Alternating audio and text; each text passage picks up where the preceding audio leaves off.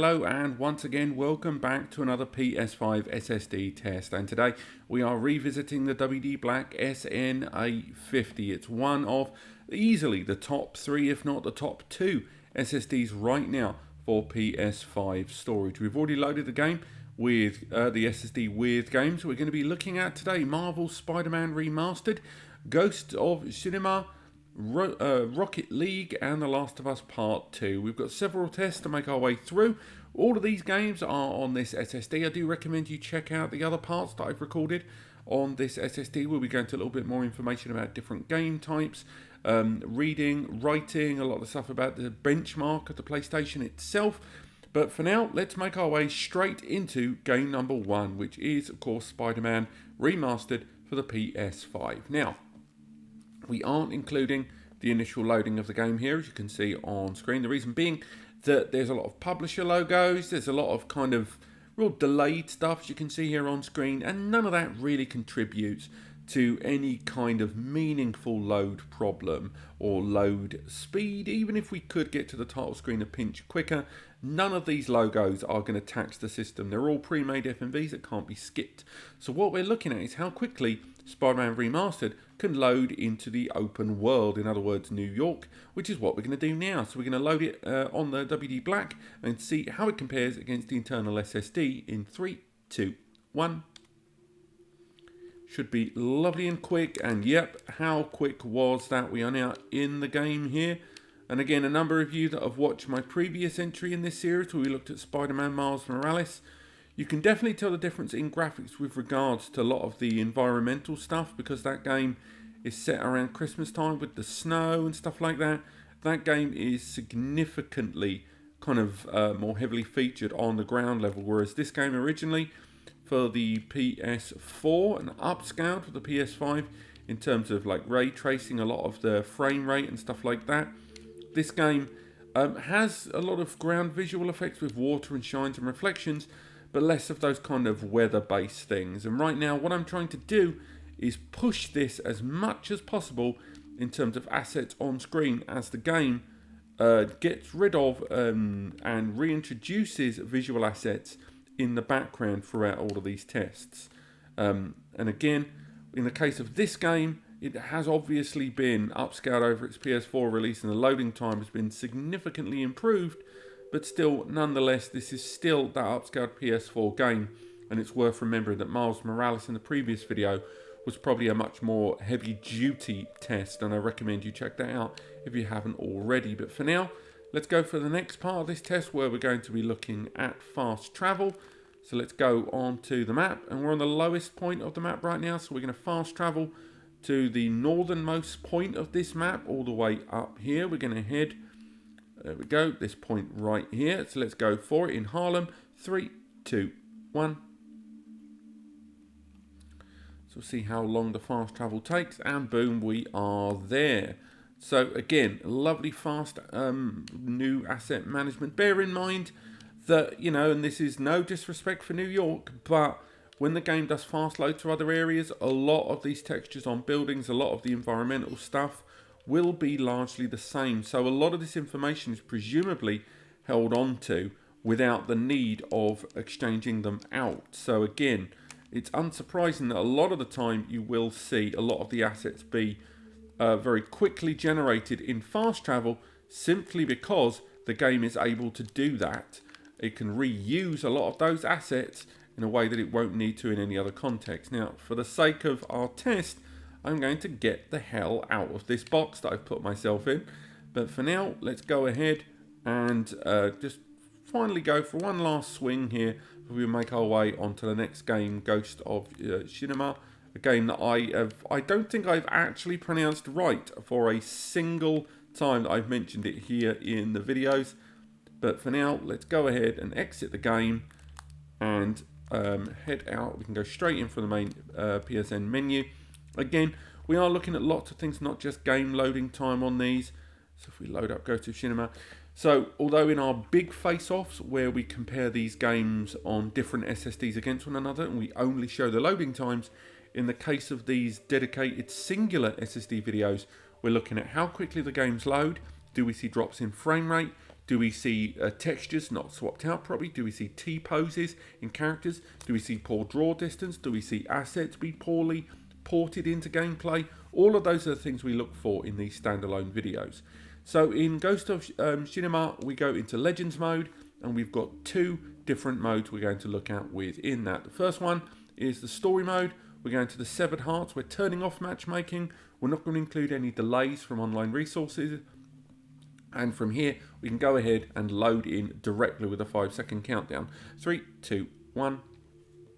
And there is our countdown there. Hopefully on screen you can see the WD Black at the top right of the screen there, and the internal PS5 SSD comparison at the top left. I can't see that, but I know you guys can. When we do the broader comparisons, we'll be able to go into a greater deal of frame-based detail on those. But for now, we've got this kind of opening cutscene. Now, I will say that as much as I've looked at this before and wondered how much of that is unique, sometimes characters are missing from that opening segment. I've seen that before several times. So it is definitely using in-game engine graphics. But also, while we're doing this, it's worth noting that a lot of the time, a lot of these different features and functionality that we're gauging these games by, different SSDs, at first you don't notice the difference, but a lot of the time it is worth looking in the far reaches of the background, not the foreground, because obviously the system will prioritize how the foreground graphics look. Sometimes though, if you look at the background graphics, you get a better understanding about what's working and what isn't while this SSD is trying to load this game. So again, oh, would you believe I missed that guy? Unbelievable. But for now, what we want to do is just continue pushing this, because again, this load of the two game modes we're going for here, the reason we include this one is this is one with some quite intense lighting effects. The next save load that we look at will be the one that's more centered around the idea of better AI management, with more enemies being shown on screen at a given time. So for now, let's go ahead and see if we can kill ourselves a guy here. But for now, I think until someone throws an arrow at me, which they almost certainly will while I'm running around here, I think for now this game is running sweet as a nut. And I'm seeing no issues whatsoever with what we're trying to play on this. So for now, let's go ahead and head back into the main menu there. And then from there, we can load up our second instance, which is a survival mode, where we will be looking at how well the game handles large numbers of enemies in a single environment, and is there a drop in frame rate, and also how those things are being handled from the data being pulled from the SSD. Once again, we're removing matchmaking there. We're making our way in 3, 2, 1. And we're carrying on forward. We've got that side by side. Let's make our way in again. Opening cutscene there. But again, this is using in-game rendering. This isn't just a simple FMV. I've noticed enough differences between this game loading up on different SSDs and different instances to know that this is a panning shot of an existing environment in the game. So this still does count towards how the game is handling asset management here. But now we are in the game, so let's go ahead and rush towards the most densely populated area of the map. And then from there, seeing how well the game handles our rushing through and trying to pull as many assets in as possible. So let's go ahead and make our way down.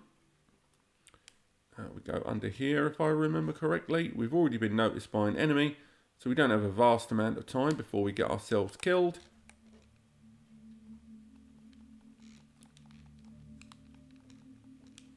So for now, let's go ahead. No doubt someone with a bow and arrow is going to make my day difficult.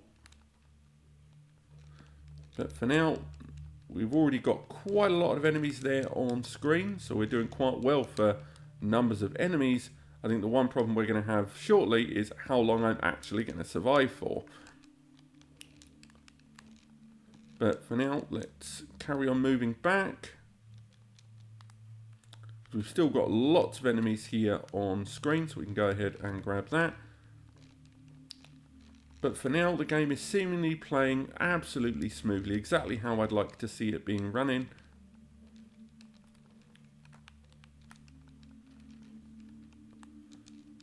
let's go ahead and make our way back in. But yeah, I think for now, I think we can kind of sum things up there. The game is running very, very well. We're not seeing any real slowdown there. And if I go ahead and keep running around the map, I think we'll be able to see that the game has got no difficulties with the assets, no difficulties with the textures, no difficulties with the frame rate. And for now, I think I would call that an absolute success in both occasions using this game before my character dies on his arse. But for now, let's make our way into our third game, which is of course Rocket League. Rocket League, a game we have already shown on previous tests. It's a great little tester game for terms of frame rate. This is a game where, because of the speed of it, if the frame rate does happen to drop below 60 frames per second, you do notice. It's one of those games where, because it's heavily optimized for that, it's quite a simple concept because of the sharpness of those graphics as well. If you do play the game on a system that has a drop in frame rate, if you're playing particularly on PC, or if you're using the most recent version of Rocket League on a first gen PS4, you do notice the frame rate drops when things get rather busy. So in the case of this, I'm going to be looking at a custom game. It's an exhibition match. It's soccer. It's the Octagon Ring. It's 8 players, 4 versus 4 on beginner bot difficulty. So let's go straight in now. 3, 2, 1. And again, we want to load straight into the game. And then from there, we're just going to have a bit of a dick around on the map just to see how things play through. So again, things are running seemingly quite well. Again, we've got the shine, we've got the camera. We can go ahead and pretty much, I'll be honest with you, that has never happened. I think I might just quit the video now. The fact that I scored that in one shot. I'm not even going to watch the replay because I refuse to accept that happened. How bad must this AI be for that to have occurred? But nonetheless, we're not seeing any drop in the frame rate there at all. I'm saying that, I think my team's about to give one away.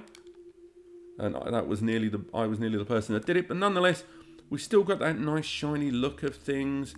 Again, we saw a slight translucency on the arena there. But again, that's more the game's engine than anything to do with the SSD that we're utilising, that WD Black.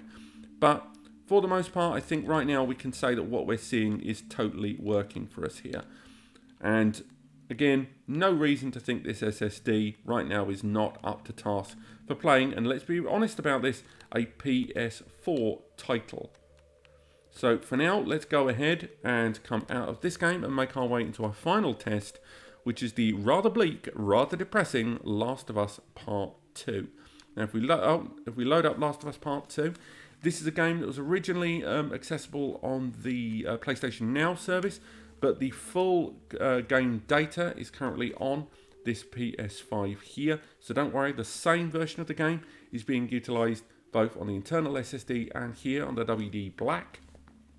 And again, there's no online streaming happening here. It's all local, what we're doing right now. Also, it's worth remembering that this is a game that was originally developed for the PS4, and it's been we're still using the PS4 version here. There are some PS4 Pro advantages, which are felt on the PS5, but the storage loading speed is somewhere where there's a lot of advantage. So we go in, we load my full game spot of this game, the completed storage. From there, we can go ahead and load each of our saves one by one. Saves, areas of the game. We're going to be going through 2 areas in the Seattle Day 1 period, and that is going to be Seattle Day 1 Channel 13 and the tunnels. So we're going to do the tunnels first. So Seattle Day 1, the tunnels. And we're going to go in. Let's go for it in 3, 2, 1. For those that haven't played this game in a while, it's worth remembering that the loading times on this are incredibly long. If you did play this game on the PS4, you never really noticed the loading when you were in the middle of the game. The loading in-game, the amount of hidden background loading during transitional periods, forced walking, that sort of thing, you never really saw it. And it was only when you were loading your save spot or loading back to an old chapter that you would see this loading screen, this incredibly understated loading screen at that.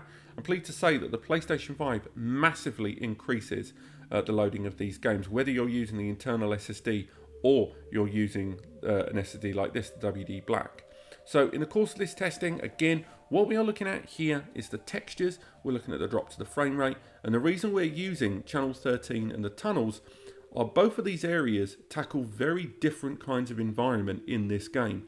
The tunnels is a much closed in area. It's far tighter. The textures don't have a lot of opportunity to swap out to low textures. Whereas channel 13, on the other hand, is a massive open area with lots of windows and lots of opportunity to flick between bigger and smaller areas where the system has difficulty hiding a lot of those transitions. Sorry about my cough. It's the UK. The weather is lousy. It's always wet. And I have got a bit of sore throat. But the loading right now is not exactly rushing it, is it? It's not the fastest. I definitely felt like that was a pinch slower than the internal SSD there, which is really surprising given the high IOPS rating for this drive. So again, we will see how that plays out against the next save load that we're going to be loading on this game. We've bench tested this game against numerous other SSDs recently. So again, I didn't feel like it was hugely longer, but I did feel like there was the tiniest hint of a difference in performance there during the loading of this area on the WD Black versus that of the PS5 SSD internally. So if we move forward, again, there's a few areas here that are trying to hide a lot of the asset management there in the background. And again, either fixed camera cutscenes like that one, or kind of closed off areas like this so we can destroy the assets that have been generated in a previous area. But for now, let's carry on moving forward through this area. We're not going to play for much longer. We're not going to worry too much about playing with AI here, because what we're looking at more than anything during these segments here is just to see how well the game handles the light and texture swapping, which seemingly it's done a reasonable job of. So we'll keep moving forward. Again, we've got the character here. And for now, it seems like things are running just as well as we'd like them to run. So we can carry on moving forward. And again, this is absolute child's play at this point. And I think from this point, as dark as this part of the game is becoming, I feel like what I should probably do at this juncture is to swap out and move to the other save area. So let's do that now. So what we're going to do is head back to the main menu and load the channel 13 segment of the Seattle Day 1 area of the game. So let's go in, go into the chapter loading, go into Seattle Day 1, and hopefully this game will load up noticeably faster than we saw previously. So let's go in at 3, 2, 1. So again, we'll let the game load up.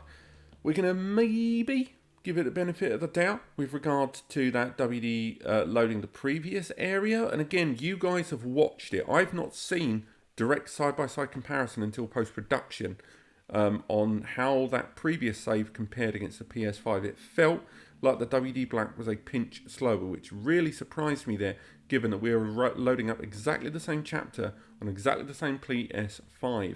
So again, I will be revisiting that after this video, and if there's any more information to be gleaned from that, hopefully I'll insert that into that segment of the video just to see if that was a one-off or a regular occurrence.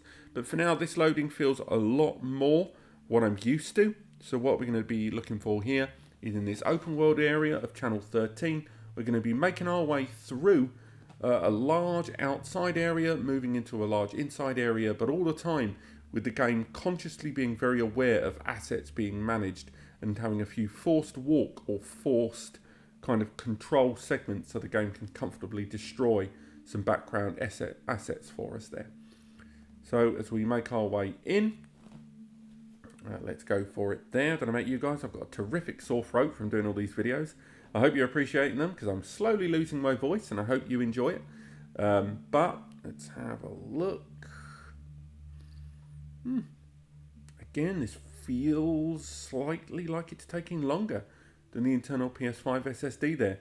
That's something certainly to bear in mind there for later on. But for now, let's make our way through. The assets still seem fine. All the graphics seem exactly what I'd like to see. There's no drop in frame rate from what I'm seeing here. It's still running fine. The lighting effects are fine. The distance is fine. Let's carry on moving up and up. Carry on. The game still seems to be running okay to me. So again, there's a forced camera area there that we couldn't move the camera for, but we can now. So we'll carry on moving forward. As always, I don't know why. I always feel the need to put 2 bullets in that screen every time. Honestly, no idea why. But for now, let's carry on. Is it worth jumping down? It definitely isn't. I'll die. But for now, let's go ahead and move to the next area. And again, lots of controlled internal kind of camera and asset management there to hide stuff away. But stuff we're going to be able to navigate if we so choose to. Forced walking segment here. Unsurprisingly, it's not just for dramatic effect. It is using this time to pull in assets, of course. And if we have a look around this area, we can see that things are running pretty smoothly. No issues there and drops of frame rate. The textures still look good. The lighting still looks good there. And all the way through, I'm getting no vibe that what we're seeing here is in any way taxing the system too hard. Again, I'm still going to look into that loading there at the WD Black there, because it felt like it could have been a pinch quicker, but still nonetheless, there is our next area, and that is basically death if we fall down there. We're not really going to, but for now, let's go ahead and start making our way out of this game and taking a moment to sort of see what exactly we've learned and ultimately summarize today's video. So let's come out of it there. Let's move our games back. Move games and apps. Go down there. Once again, the buttons I touch on screen, there's a slight delay between what I touch and what I see on screen, and that delay can be a right nightmare when I play these games. So let's move these back to the internal SSD storage and summarize. So, once again, the WD Black is still performing very, very well. I am going to look into the business of the way those levels were loaded up on Last of Us Part 2, because if that second one is slow as well, that's the first time I've ever seen anything even approaching a red flag on the WD Black series of SSDs. An SSD that has never left the top 2 or 3 place for the SSDs that I recommend on PS5. Maybe it's a one-off, but I will look into it. And if I learn any more, I will have inserted it in the video for you guys. So, when it comes down to it, this is still easily one of the most affordable premium brand SSDs right now that you can get for your PS5 as an upgrade. It's not the cheapest SSD out there. Let's be completely clear about this. There are a few SSDs out there a pinch more affordable. And I think in terms of what you're getting, if you go for the heatsink applied version, it's still one of the best heatsinks out there. But when it comes to the cheapest SSD, I think that still goes out to the Gigabyte Auroras for what you're getting for your money. But the WD Black and the likes of the Firecuda 530, the Sabrent Rocket 4 Plus, and the XPG Gamix S70, these are SSDs that live in that top tier. Soon to be joined, I believe, by the Add Data A95. But until that video series is complete, I'm going to hold personal judgment. But this has been another test of the WD Black SN850 for PS5, an SSD that, for the most part, at least up until that Last of Us bit there, has consistently impressed and left a very good impression. And if you're looking for an upgraded drive for your PS5, you could do a lot worse, but you will struggle to do a lot better, and that's what's the most important. Thank you so much for watching. If you want to stay tuned to this series, do click click subscribe and the bell to be notified. We've got some last face-offs between all of these SSDs before we move into the next brand of SSDs for a series coming up at the end of the year, so stay tuned for that. And of course, there is already an enormous body of work and research and testing on both this drive and many others here on the channel. We've still got a few SSDs to come, so again, stay tuned for those. Click like if you enjoyed the video to help me understand what exactly you guys like the most about these and make these videos better every single time. And visit the links in the description to the free advice section over on NAS Compares. And of course, head to the link in the description to get hold of your WD Black over from Amazon. We get a little kickback from that, from the affiliate service, and that goes straight into making these videos, and it helps me make more and more videos for you guys to stay as informed as possible and testing as we did all the way through the beta. Otherwise, thank you so much for watching, and I will see you next time.